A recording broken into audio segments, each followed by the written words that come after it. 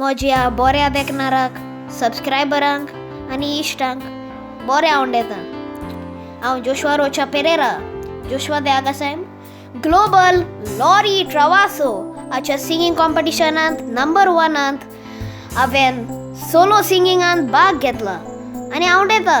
तुमी म्हजे कांतार लायक कोत्तेले म्हणून कांताराचें नांव वाश्टान देवाचेर शीण करचो न्हय.